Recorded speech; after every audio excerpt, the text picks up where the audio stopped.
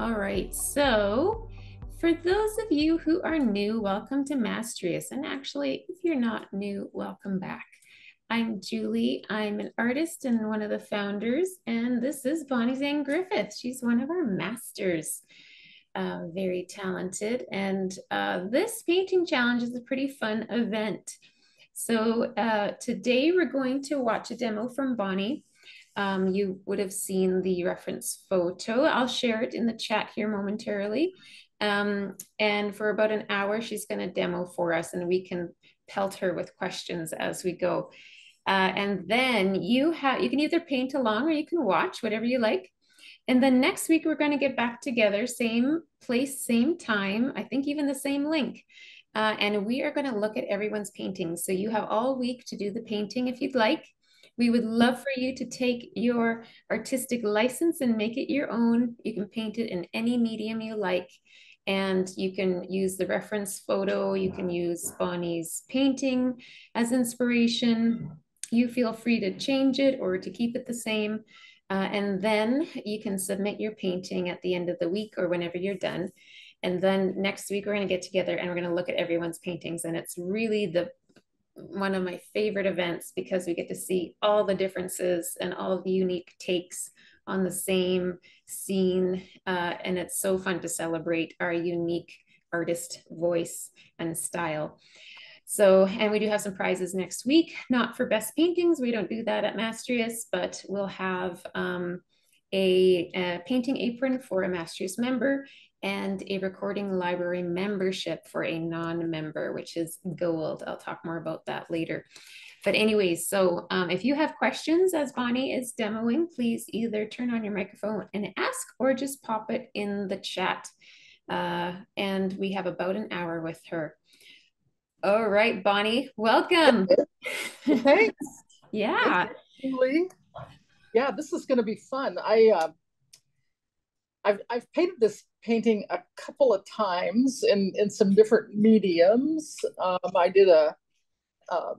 like to do the Strata easel challenge, and so I went out and did plein air this year, and this was one of the ones that I did, and I did it a little bit smaller, and then in gouache, and then I came back to the studio and did a couple of pastels. So what I'm doing is I'm just going up in scale with this, and I apologize. I think I put in the notes that I was going to work on an 11 or a 9 by 12, but I decided that I wanted to keep this a square format.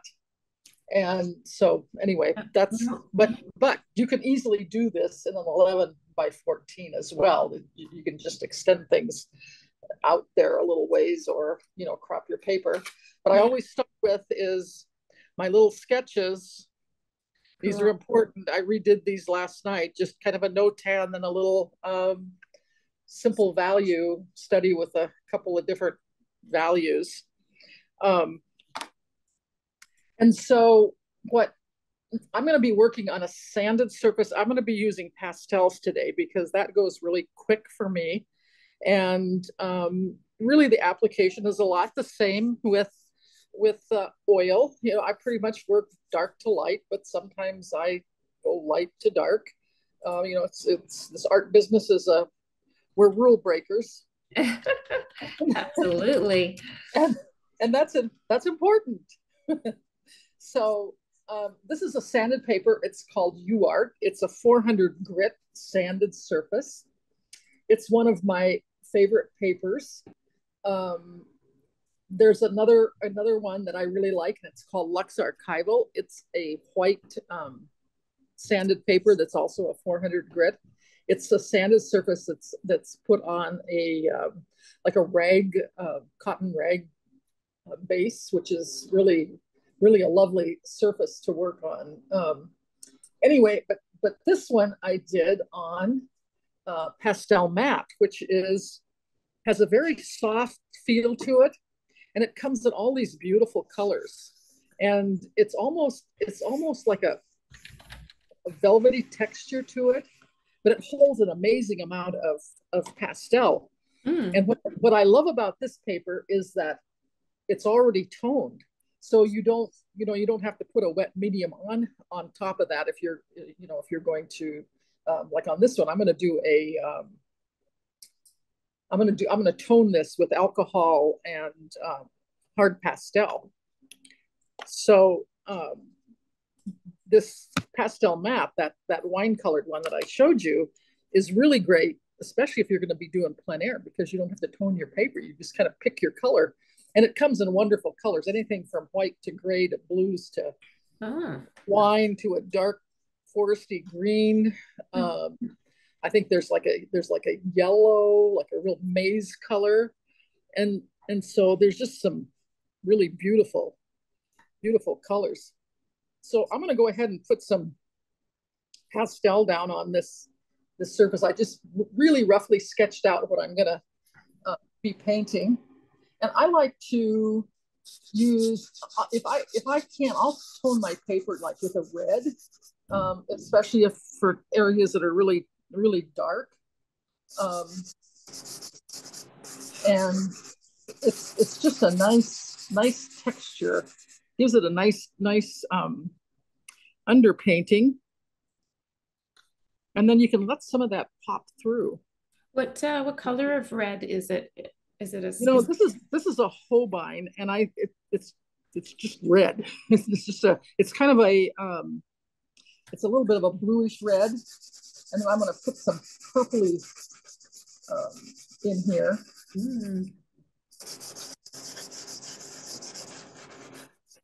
Is Holbein your favorite pastel? You know what? I don't have any favorite pastels. The Holbeins are a harder pastel. Okay. So that's great for an underpainting. Because part of the reason to do an underpainting is that you're kind of filling up some of the tooth of the paper, which when you work on these sanded surfaces, because man, you really can go through, on a big piece, you can go through a lot of pastel if you don't do an underpainting. And I really like the effect of it, because you can often leave, some nice tones of that paper.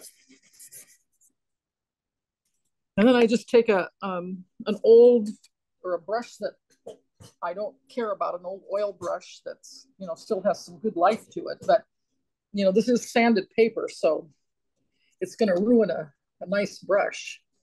And your video is now moving around. I think there's a button you can press to lock it in place. It's probably an iPad. It's a little symbol on the left side. If you touch it, it will lock your camera, and then you can move your camera around. Yeah. I think, yeah. Yeah, perfect. Thank you. Yeah, sorry about that. No worries, happens. So some water. It's just water in there? This is alcohol. It's the 91% alcohol. Oh.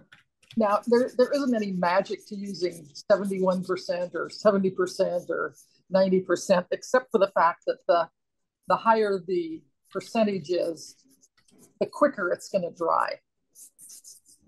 And so I just typically, when I can find the 91%, I buy a few bottles of it. And then people wonder what I'm doing with several bottles of 1% alcohol, I guess. I don't know. That's brilliant. I've actually never, I used to work in pastel, but I never added moisture to it. I just kind of blended it with my fingers. So this is fabulous.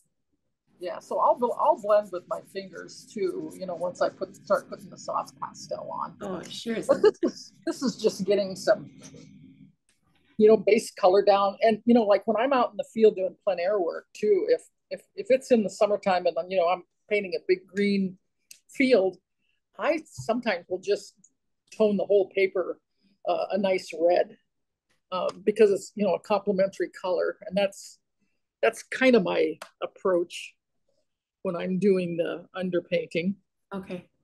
And everyone, I did share the reference photo in the chat. It's just a little image you can click on and it will download, and then you can see it on. Yeah, and sorry, excuse me, Julie, but I did send two images of this. And the difference is what different papers look like. Oh. So the one was this one, and then I sent, which is the pastel matte, the wine color, and then I had a sample of, I think it's Han Mueller, something like that. It's a thin paper, so I did not tone it with anything. It was kind of a heather gray, kind of a nice warm gray color. But it reminded me a little bit of Canson, the and I never say it right. My tea it's spelled like my tins or TNs or something like that. Oh. But it's thin, so it doesn't, anything wet on it is not going to work. It'll kind of destroy the paper. Okay. And make it wrinkle. But it had an interesting texture to it. I think, you can see that in but it made it really very, very soft. Yeah, so, I'm gonna just screen share here so everyone can see for the recording purpose of the recording. Here's the reference photo. And then I've got the one of your painting images. This one would be the softer one, I think. Right. I think that's on that Han Mueller. Okay. And then this is the other one. Perfect. I love the difference between those. All right. And those are all in the chat. Yeah, so you can really play around with different papers and get really a different look. So the sanded paper, it's going to give it a little bit harder, more hard edges. So you have to work that out. If you want some, the softness to it. So, blending with either, one of these stump things, or your finger. The one thing about pastels is that when you blend a lot with your fingers, you kind of destroy your fingerprint. Oh yeah. But your fingerprints do grow back. I didn't know that until but they can it can affect your fingerprint. Mm-hmm. And also what I like to do if I'm either out in the field or in the studio, I like to gather up my pastels because pastels, it's not like mixing oil paint where you can just mix 1,000 colors with from a couple of tubes of paint, right? Mm-hmm. But with pastels, to get the different values, you either have to layer or you have to have the different values of those pastel colors. So what I did was, I'm going to try to do this without, so you can kind of see. Yeah. I just isolate colors that I'm probably going to use into a little container. Yeah. And I probably won't use all of these colors. I can often get by with, 10 to 20 sticks of pastel, especially if it's, more of a kind of a monochromatic painting or a tonal painting. Yeah. So, just some tips, and then you can organize these. It's really best to organize your pastels in by value, and so I'll often just lay these out and then take a shot with my cell phone and then turn it into black and white, and then you can see if your values, where your values are in those sticks that you have. Yeah, that's exactly how I do it when I'm painting. Yeah. So anyway, and I usually, when I'm working with pastels, if on landscapes, I usually start from the top and work down because there's always a drift of pastel dust that's coming off because of the sanded surface, especially. And, so this was a pretty gray day, but I want a little bit of color in that sky, but I'm not going to put a lot of color. And so I'm going to start with this it's kind of a greenish gray. Okay. And I just about always use the side of my pastel because I want it to be as painterly as possible. Mm-hmm. I'm just going to put a little sky over here because, I may obliterate that at some point. But and then the other little thing that is kind of important to know, if you layer in the same value range different colors, you won't get mud. I don't know if everybody knows that, or if that's just something that I learned from watching a demo. So that was kind of a pinkish white, and then I'm just going to put a little like a little yellow white. And these are probably Sennelier colors. They're pretty soft. Is that a different brand name? Sorry, Bonnie? That's a brand name of a company that makes pastels. Okay. I love those. I love Terry Ludwig pastels, and and why do we love them? They're all of these are quite soft, but they also have like excellent color. So the professional grade of pastels, the color in them is so much better than some of the student grade pastels.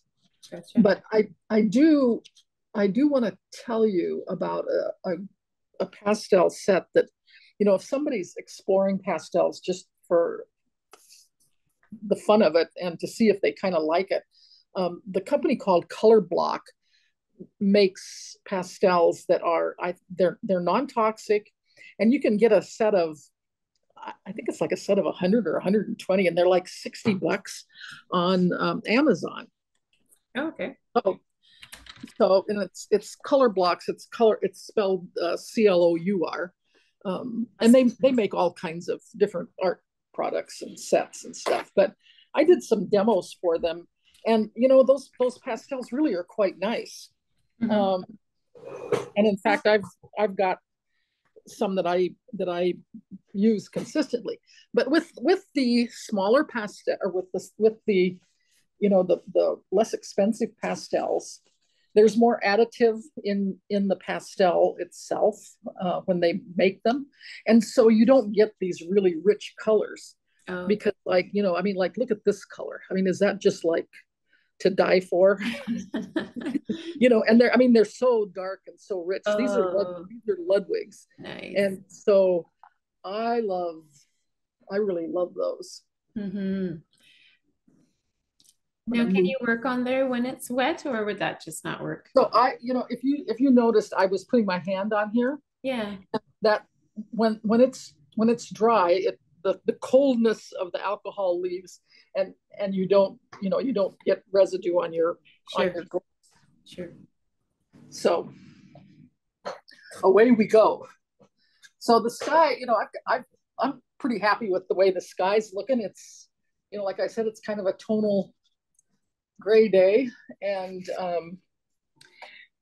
then there's one thing about repainting the same image over and over, and because you see things as you're painting, or as you're looking at the finished works, that, well, gosh, I could make this better, and so that's always a good thing, and then also, as if you start with doing something that's 6x6, and then you work up, you do an 8x8, and then this is a 12x12, I can pretty easily then go to a 24x24, yep, or 20x20, and I've got it. It's imprinted in my brain how it's laid out. Or you can grid your surface as well. I love revisiting paintings again and again, and trying different formats too, like going from a square to a horizontal, like a rectangular, seeing how it changes the composition. Yeah, and you can, it's I often, when I'm in my mentoring groups, we talk about shapes and sizes and things like that. If you're working in a 9x12, that's a 3-to-4 ratio. So if you divide 3 into 9, you're going to get 3. And when you divide it into 12, you get 4. So it's a 3 to 4 ratio. So then you can just go up, and any size that you can divide that number into, your lowest denominator, if you will, then you're working with the same proportions. And so that comes in really handy if you're doing something really large and you feel that you have the need to grid it. Mm-hmm. So then you're working with actual correct measurements, basically. So I'm going to start with this one. I was happy with this painting a lot, but I'm just thinking that I would like to have my background trees maybe just a little lighter in value. And so I'm going to start just with a nice little lavender. Mm. And get some of those laid in. And you don't want to have the same shapes necessarily, and not everything all the same height. A friend of mine that is Robert Moore. He's a landscape artist that, if you guys get a chance, Google his name and look at his work.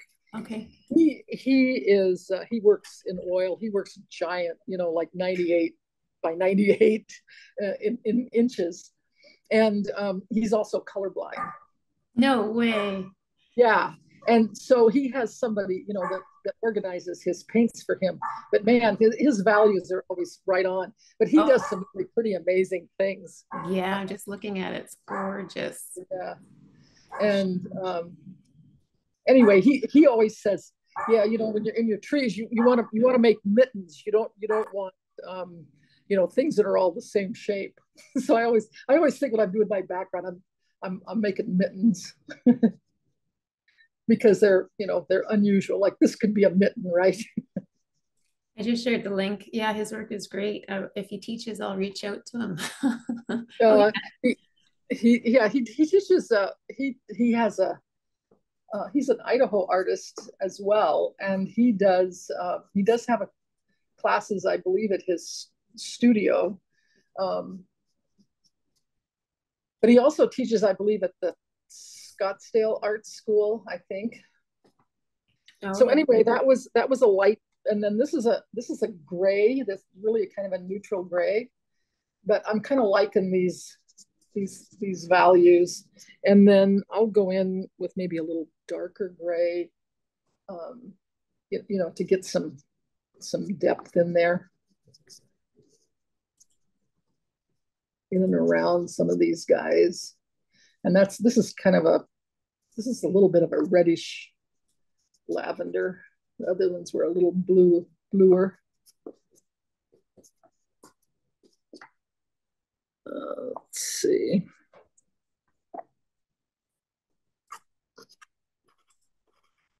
This is a pretty neutral grayish lavender that I use a lot, and it's I can't tell you the number of it, but it's a Sennelier, and okay.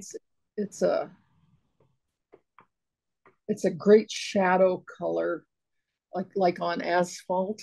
If you've got branches that go, across a road.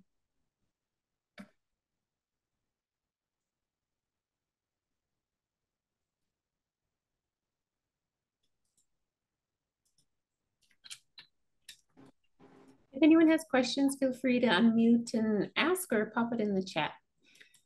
And just a reminder, we have the second part of this event is next week, Friday, same place, same time. We're going to come back together and look at everyone's paintings. It's a hoot to see everyone's unique take. And feel free to do it in any medium and take as much artistic license as you'd like.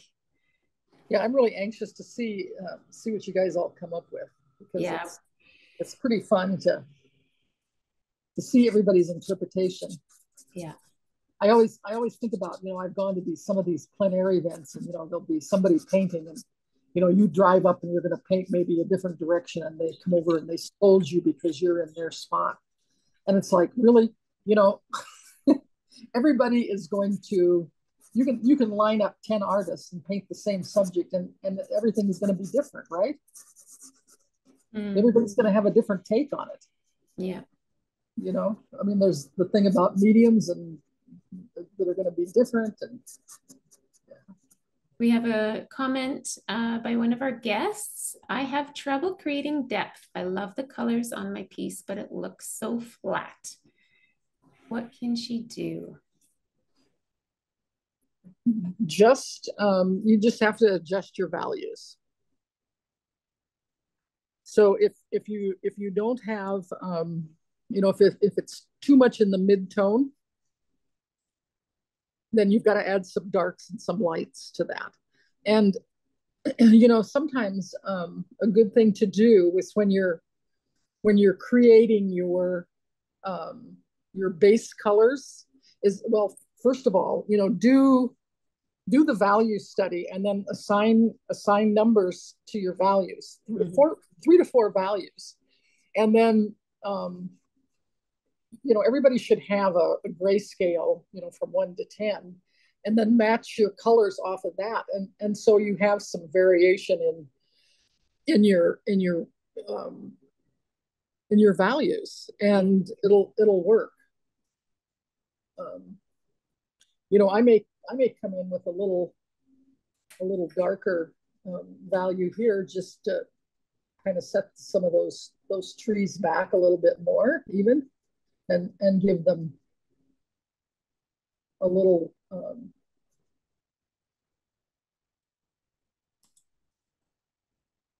ground them. You know, you have to ground stuff. And then I like to take one of my whites. I don't like to use just pure white, but I just want to put in some indications of some structure or cars. You don't want these to be equidistant. And it doesn't matter. I mean, the background has this big giant like garage warehouse type thing. And, you know, so it's not necessary to go to that extreme. The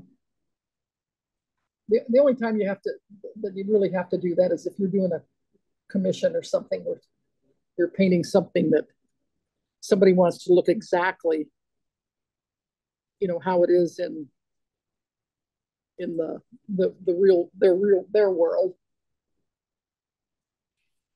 Question, what color did you use for the far left upper tree? Okay, so that's a Sennelier, and it's the darkest green. I believe that is, there's a number 179 or 178, and it's almost black. And then this is a little bit of a lighter color. I do want to establish a little bit of hillside in there. And this is another fun company of pastels that make really fun pastels. And if you have trouble with values, these are really helpful. And they're called Blue Earth. And you buy them in boxes of, I want to say 27, but there's the actual hue, and then there's a value and a tint. And so each color in the range of, for instance, oranges has it's all by value. And so those are really helpful. And they're very helpful when you're outside painting, because we all know that if you're a plein air painter, we all love the light, but it really can be deceiving, because if you're in that bright sunlight, your pupils are really constricted, and and everything is dark. You see things darker than what they actually are. And in fact, I typically try to always go a couple of values lighter than what I think it is out there, just because of that reason. Okay, that's interesting. Does that make sense? Yeah, I've plein air painted a few times, and yeah, depending on the lighting outside, when I'm done, I bring it into a building, and the values are totally unexpected, not what I thought I was painting. And that's another thing that what also helps you is if you go out and you paint outside a lot, you kind of learn what you are working up against with that. So just knowing that you've got to be a little bit lighter. And it's a good thing. I always, when you go to these plein air competitions, sometimes they say you can't use your camera at all, your phone for photos and stuff, but you got to take reference photos. It doesn't mean that you're painting from those. Right. But if you take some photos, then you can go back and reference it and make notes when you're out there. Always have a journal that you're doing your little thumbnail studies in, and if you have the time, do little thumbnail studies while you're out in the field in color if you can. Yeah. And then you'll it's a big help. Big help. Bonnie, you're mentoring a group of emerging artists with us currently, is that right? Right. How's that going? I think we're having a lot of fun. I'm having fun. I'm hoping they are. Yeah, they are. Actually, I see comments come in. There's lots of great feedback. I'll share your page in the chat, folks, if you're interested. Bonnie's one of our mentors, and she's fabulous. Yeah, I would. We should have more people in the group, and I don't focus just on pastels. I like to focus on the business of art, and I think our next session we're going to be talking about presentation of your work, and for shows and pricing. Yeah, that's good. So Julie and Bonnie, I'm in Bonnie's group. This is Lisa Fairbank. Hi, Bonnie. Hey, Lisa. And I want to say that Bonnie has been a wonderful mentor. I mean, she is so generous with her time. I had a pricing question because I got into a gallery and she spent time outside of Mastrius with me on the phone going over my pricing, and just wow. So I'm sitting here. I just did the underpainting and I'm going to be gone next week, but I will post it so Bonnie can see. I wanted to support her today. Oh, that's awesome. Thank you. Thanks for sharing, Lisa. Appreciate that. Yeah, mentorship is great because Bonnie's it's not just about Bonnie sharing everything she knows. She's gonna be sharing what you need to know to reach your goals, which is really impactful. My goal as a mentor is to, I'm happy to share whatever I know. I mean, I don't claim to know everything there is to know about pastels or painting or business of the art or whatever, but I'm happy to share with people what I know and what I've learned and what works for me. Mm-hmm. And it doesn't mean that the way I do something is, that's the only way to do it. But I'm a little resentful of people that teach workshops and they don't give you their secrets. They want to hold those close to their chest. And right.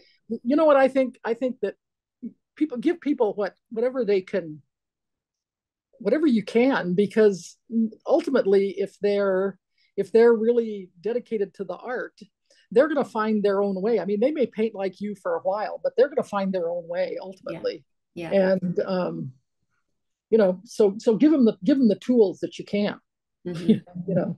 So that's just my philosophy. Oh, I agree wholeheartedly. And so sometime, Julie, I want to come up to Canada and do some painting. Oh, sweet. Let me know when you're coming. All right. We'll have a Mastrius get together. All right. We should come to the west side, Alberta. Yeah. Well, I grew up in Montana, so in northern Montana. So I spent a lot of time in the southern part of Saskatchewan and Alberta. Cool. Nice. And then of course Glacier Park, and Waterton. Oh yeah. That's always been pretty special in my world. Yeah, that's pretty close to where I'm at, near Banff actually. Yeah. Cool. So this is one of those little pastels from that color block. And, it's just a nice neutral little gray, and they're a little harder, so that's kind of a nice thing. I'm just going to put in a little snow along here, and this is, I'm kind of using the tip of my soft pastel, and just little mark making in random spots, where there might be a little bit of snow along that hasn't totally melted. You don't want to get stuff that looks like two eyes either. That's always right. Can be a. That's why you have to go back and look at these. Once you do them, then you always go back and take some looks and make sure you don't have something goofy. Yeah. Pardon? You can paint as well, right? Oh, my internet might have froze. And then I just go back in, and go over some of those so that there's some broken lines, and your brush and things, the brush and the landscape.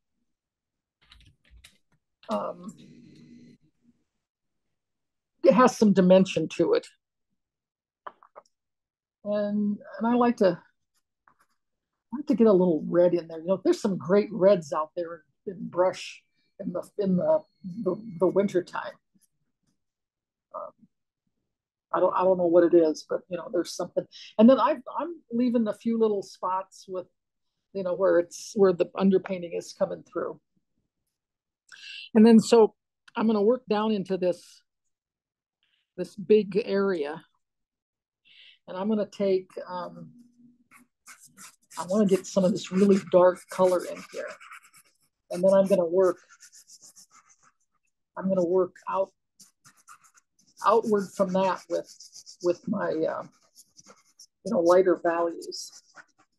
And then sometimes what I do too is I will use a workable fixative and spray areas for texture. I never fix my pastels when I'm finished. What I do is I take a sheet of glassine and I lay my pastel painting down, and then I put that glassine on top of it, and then just press it down and kind of set that pastel, that's anything loose, into it, down into the paper.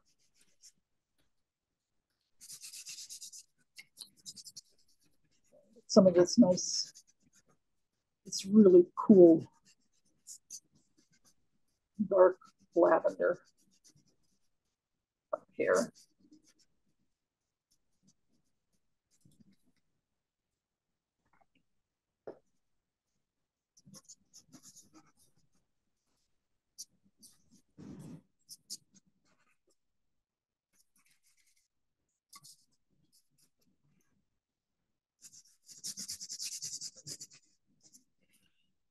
And then I just want to get a little color in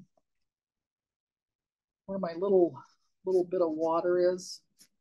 And this is very random as to how you put this little bit of water in this ditch. And then I'm going to go up here into this area. I'm going to use, first of all, I think I'll use this. This is a yellowish white. I'll establish that back. Another question, Bonnie. Hi, I never used pastel before. Can we use it over a canvas? That's a great question. I have played a little bit with that. And so what I found, if you put pastel over a canvas, and just over the like you've painted over the canvas and then you're going to put pastel on it, there's that texture of the canvas is going to pop through. So those, like a really inexpensive canvas, it's a pretty coarse texture. And so I've never liked how that looks. But there's both Golden and Liquitex makes a clear gesso that has some grit in it. So what I did with a little pastel, or with a little oil painting that I had done, I put that over the top of the oil painting. Now, I don't know that that is a good thing. It would be perfectly fine over acrylic, but I was putting that gesso, which is a acrylic gesso, over the top of an oil painting. And typically, if you put acrylic paint over oil paint, it'll peel off. But you can always put oil paint over acrylic. So I don't know. It's a little tiny thing, and the jury is out on it yet. But I was able to put pastel over it, and it gave me a surface similar to a sanded paper, as opposed to that canvasy look, which I didn't care for. But I think you also can get oil gesso, but the only one I know of is it's white in color. Now I suppose you could make your own, but I do like those that Liquitex one. It's got a really nice surface to put pastels over. Lovely. And I'm sorry, I keep disappearing. I keep losing my connection. So if sorry about that, I'm back. Something wrong with my internet.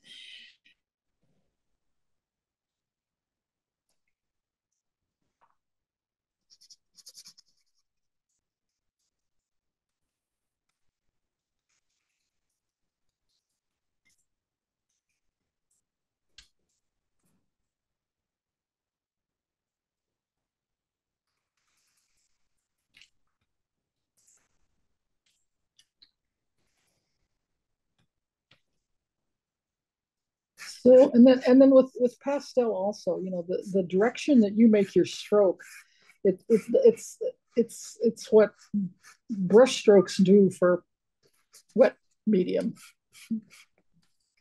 So when you put a linear horizontal stroke, and then especially if you blend it a little bit, it gives the idea of more of a flat surface. Whereas if you do an up and down, vertical stroke, it's going to give you more something like brush, what I'm trying to create. So this is where if you want to, well, let's see, let me go back up here. I'm going to finish this area. And so this is just field.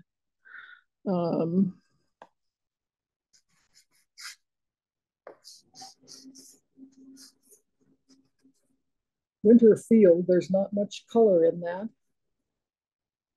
other than the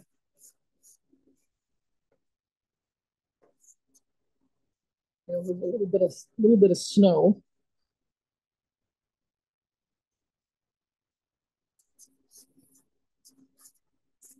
And these are, this is all random, because this field was, there were a few little marks in there from, tractor, probably row, little marks.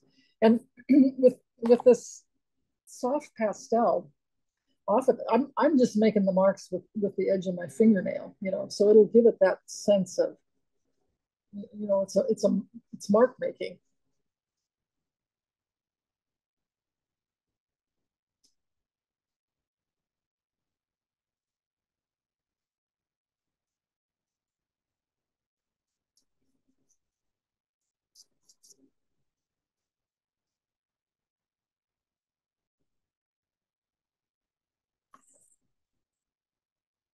I'm going to go back with a little warmer color.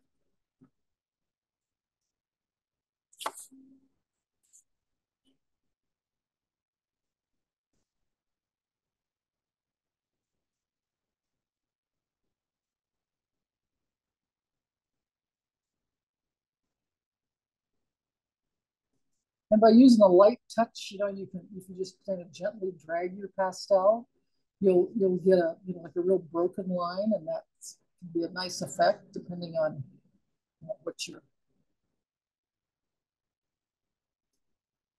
trying to achieve. And this isn't, this is not the main focus of the painting. It's really kind of about what's in this little ditch. I kind of like painting ditches, so I'm always finding some ditch to paint somewhere.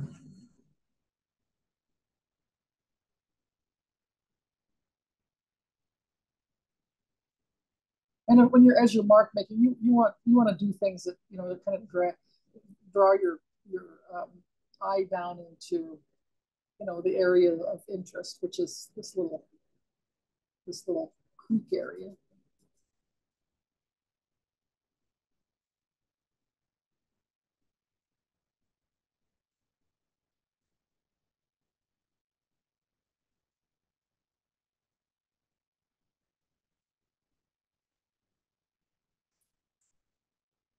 How are we doing for time, Julie? We don't have a lot of time left, do we? Hey, Bonnie. Julie actually just disconnected. I'm Marlon. I'm on the team here at Mastrius, and Ginger's also in the room. But yeah, she just was messaging us that she lost connection. But you have about 10 minutes left in the challenge, so keep doing your thing. Well, we're gonna get to work here then. I'm gonna deck out. Ginger can take the leads here. Okay. So now I'm just adding some color to these. Over the top, a light touch, and to get some dimension in these bushes, weeds, whatever you want to call them.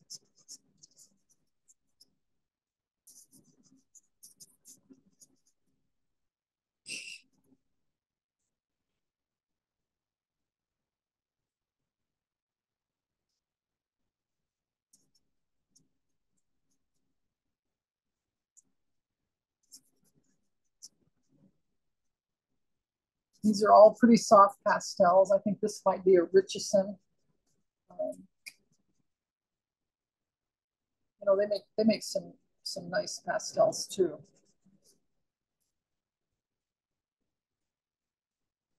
And then I often, if I'm making these brushy weeds and stuff, I'll often put a lighter value toward the top of them, because that's probably what's getting hit by the sun, and then just drag that color down, and then that'll give you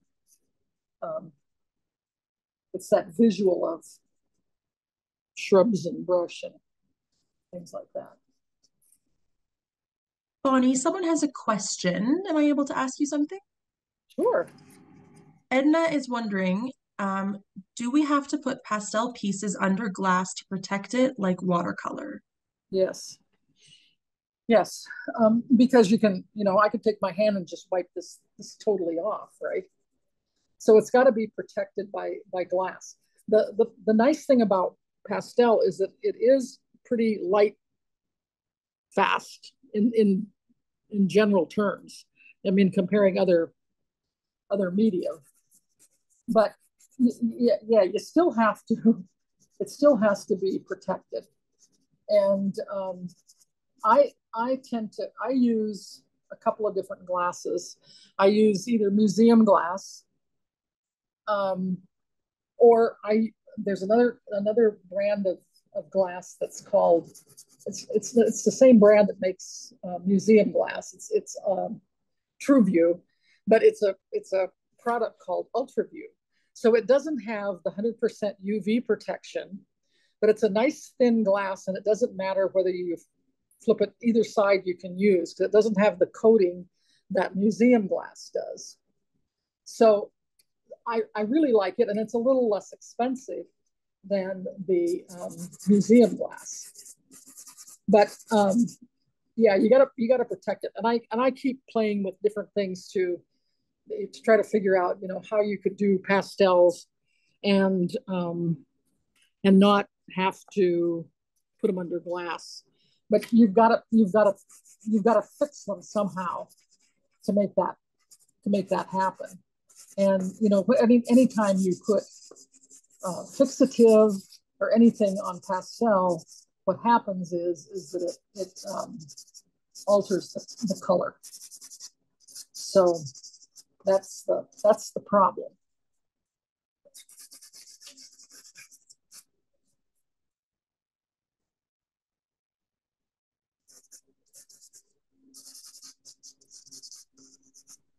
And you can put just regular, inexpensive glass on it. But what I like to do is I like to frame mine like a plein air style, meaning that it's right up against the there's no mat with it. And so you just have a nice like 3.5 inch wide frame, and the painting is right up against the glass. And some people put spacers in, so that the pastel can drift down as it will, or you can frame right up against the glass and seal it with tape so it's not moving, and which is that's like an old French application of framing. I think that was maybe a Degas thing. You have about 5 minutes left, Bonnie. Looking good. Okay. So I'm just going to get some. We've got some.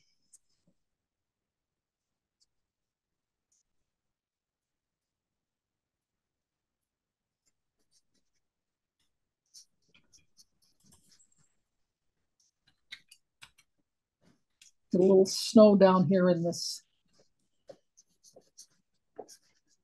little ditch area.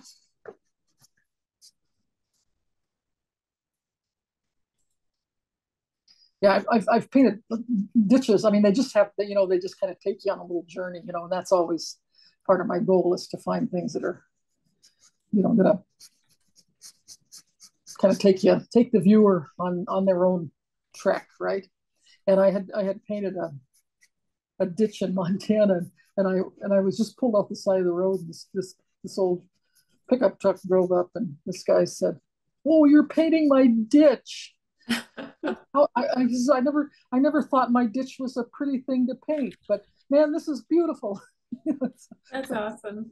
Yeah, and then I put it in a show, and this gal came, and she said, "I know exactly where that ditch is," and I said, "Where is it?" And she told me exactly where it was, and she was like she worked with the water irrigation for the state of Montana or something. I mean, it was like bizarre that somebody really knew the ditch. Yeah, only an artist can see beauty in a ditch. Yep. and pull it out like you have done masterfully. It's the depth you've captured is phenomenal.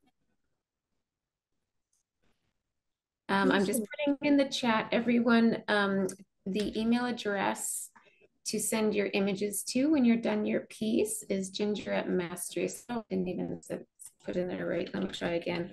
ginger@mastrius.com, and Ginger will collect them all, and then I'll share them next week, Friday, when we get back together. And you can do more than one if you want. Sometimes artists will put in a few if they tackle the painting a few different ways.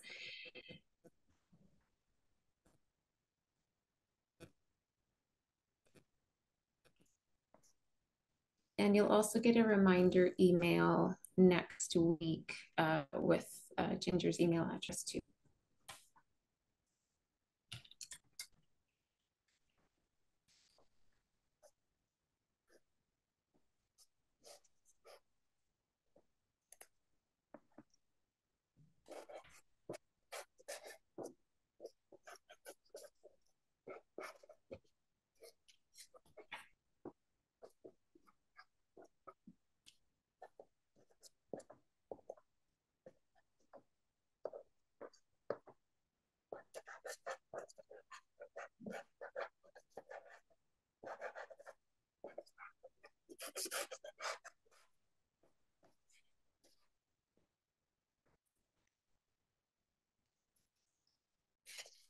And Joanne is asking if this session is recorded. We will upload this to our YouTube channel. Just putting the URL in the chat.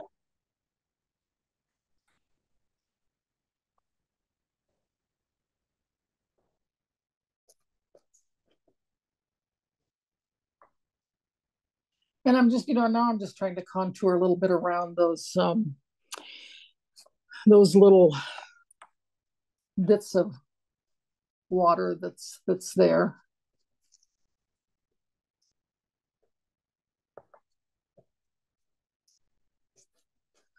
And then I'll come in and I'll reestablish some of that snow around there. But I just want to get this in so you guys have an idea of how this will come together. And there's really not a lot more work to do on this piece, really. I'm just scratching through with some, to bring some of those darks back. And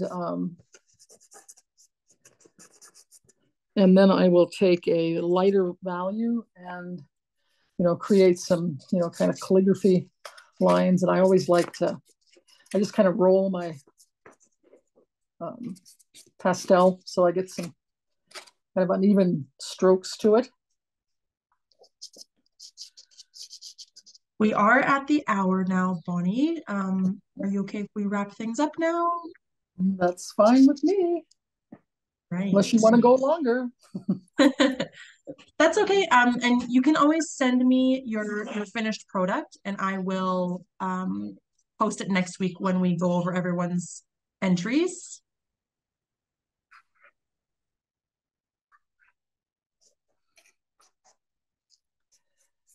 And I'm just establishing those little fence posts in there. They don't have to be exact, you're kind of looking down there, but yeah, I mean, this is very, very, very close to being finished. If anybody has any questions or comments, I'm happy to listen and answer if there's a question.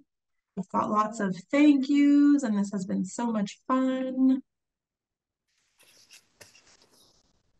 Good. Well, I appreciate it, and I always have fun doing these demos. And sorry, I was a little bit late getting it organized. I couldn't figure out the link, but no worries.